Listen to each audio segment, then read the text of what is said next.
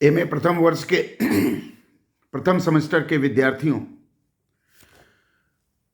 हमने इसके पहले के वीडियो में रामायण के राजनीतिक चिंतन पर चर्चा की थी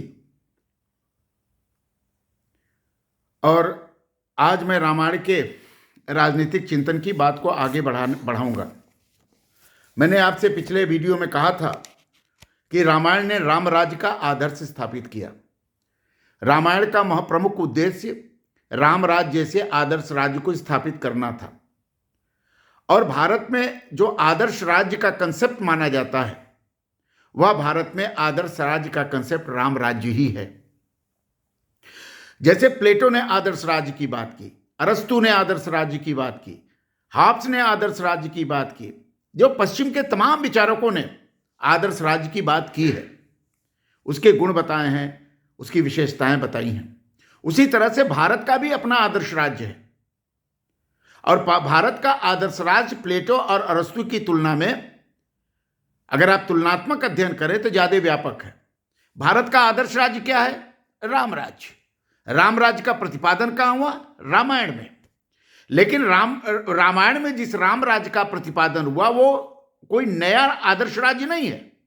राम राज्य का कंसेप्ट वेद में भी है, राम राज्य का कंसेप्ट उपनिषद में भी है, राम राज्य का कंसेप्ट कौटिल्य अर्थशास्त्र में भी है, राम राज्य का कंसेप्ट मनुस्मृति में भी है, राम राज्य का कंसेप्ट पुराणों में भी है, राम राज्य का कंसेप्ट महाभारत में भी है। भारत के जितने भी राजनीतिक ग्रंथ हैं सभी ने अपना कंसेप्ट आदर्श राज्य के रूप में राम राज्य को माना है। राम राज्य इसलिए पड़ा कि राम राजा थे, लेकिन राम अयोध्या के राजा नरेश का नाम सौभाग्य से राम पड़ गया, इसलिए उनके नाम से जुड़ गया। राम का मतलब होता है, राम का मतलब क्या होता है? सबका कल्याण। राम का मतलब क्या होता है? सबका सद्भाव। राम का मतलब क्या होता है? भ्रातृत्व। राम का मतलब क्या होता है? पारिवारिक आदर्श। राम का मतलब क्या होता है? Good governance. राम का मतलब क्या होता है? अच्छी न्याय व्यवस्था। न्याय का मतलब क्या होता है? राम का मतलब क्या होता है? सुदृढ़ सैन्य व्यवस्था। राम का मतलब क्या होता है? सकारात्मक टैक्सेशन। राम का मतलब क्या है? सुशासन। यह राम का मतलब होता है।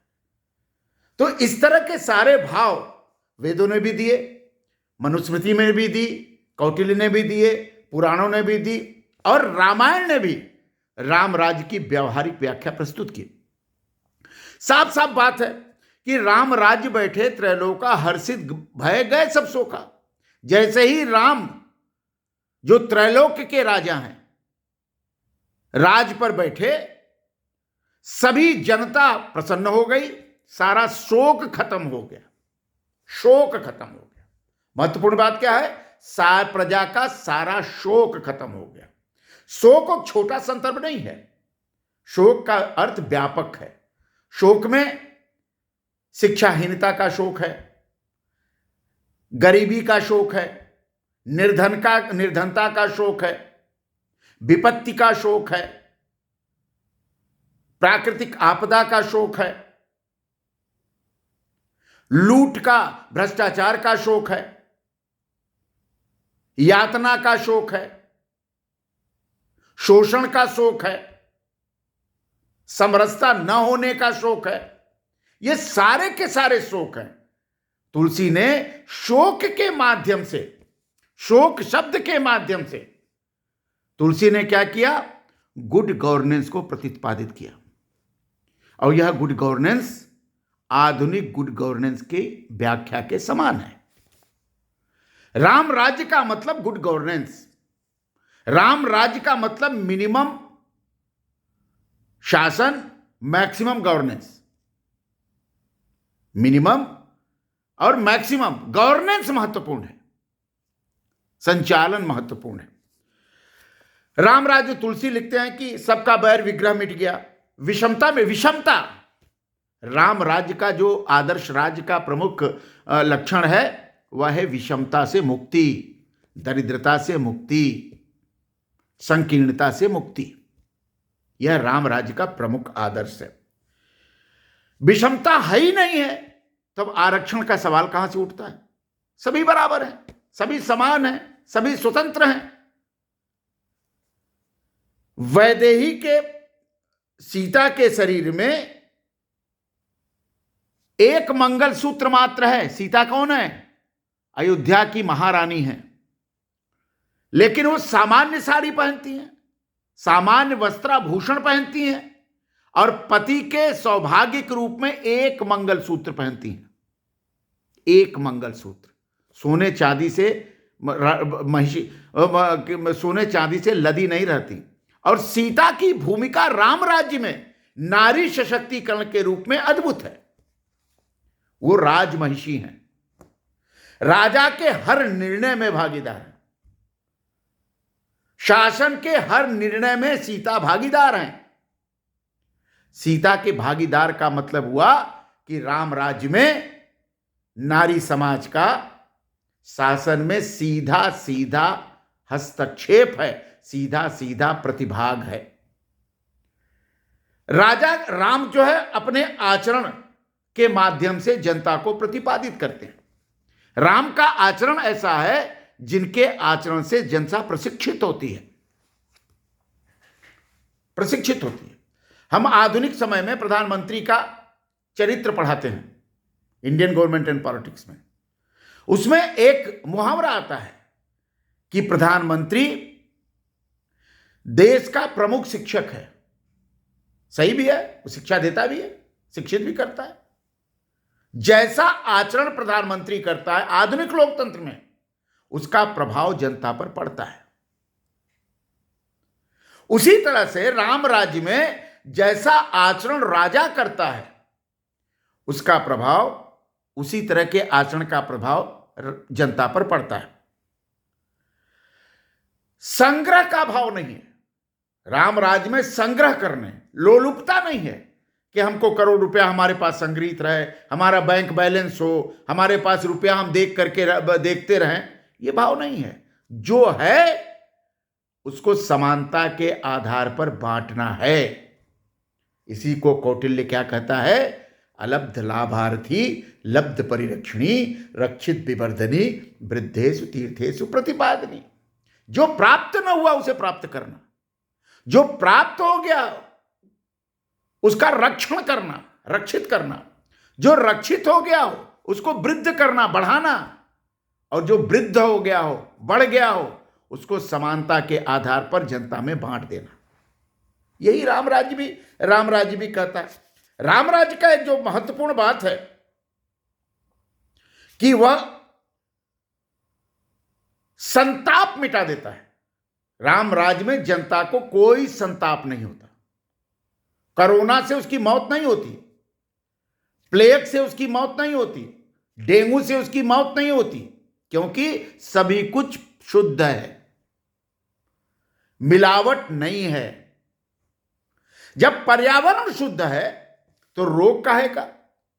जब पर्यावरण दूषित होगा तो तमाम तरह के रोग आते हैं। जब चरित्र पवित्र होगा तो रोग काहे का?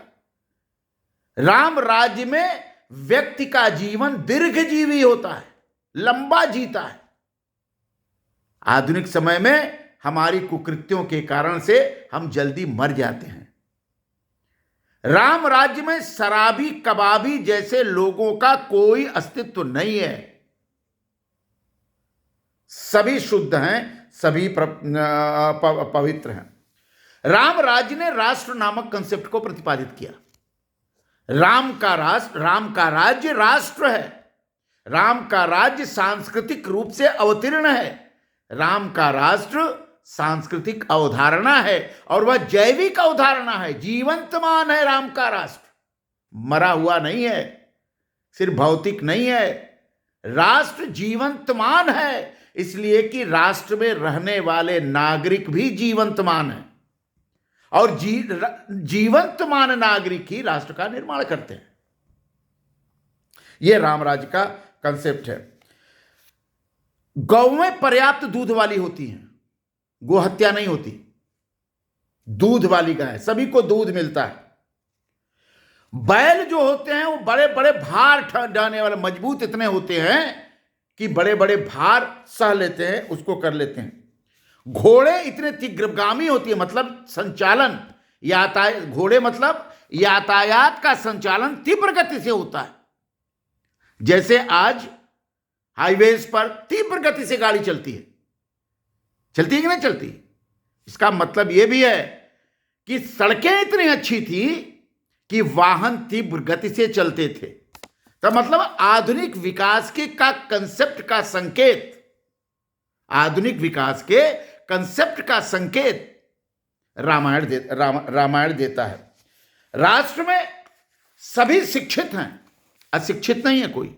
शिक्षा का पूर्ण अधिकार है, 100%, 100% शिक्षित व्यक्ति राम राज्य में रहता है। राम राज्य में पर्यावरण की दूषित पवित्रता के कारण पानी से सही से बरसात सही समय पर होती है, जाड़ा सही समय पर होता है, गर्मी सही समय पर होता है। सब कुछ उसका समय और काल, जाड़ा गर्मी बरसात का काल पर्यावरण की शुद्धता के कारण सही समय पर होता है, निश्चित टाइम पर होता है, जिसको प्रकृति ने तय किया। औषधियां सर्वसुलभ होती हैं। अगर कोई को रोग हो जाए, किसी को व्याध हो जाए, तो औषधियां सर्वसुलभ होती हैं और मुफ्त औषधियां मिलने की प्रावधान राम राज्य में करता है।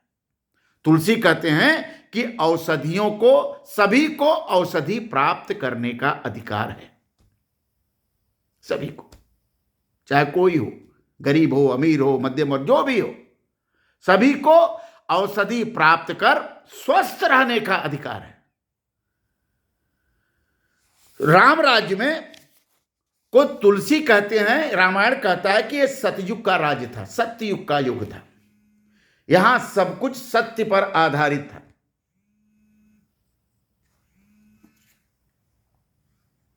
हाँ हेमंत जी,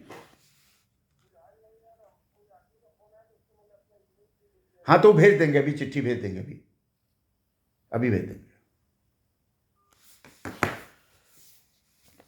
सतयुग में राज्य, राजा एवं विधान के बिना ही धर्म के प्रभाव से प्रजा के लोग परस्पर एक दूसरे का रक्षण करते हैं।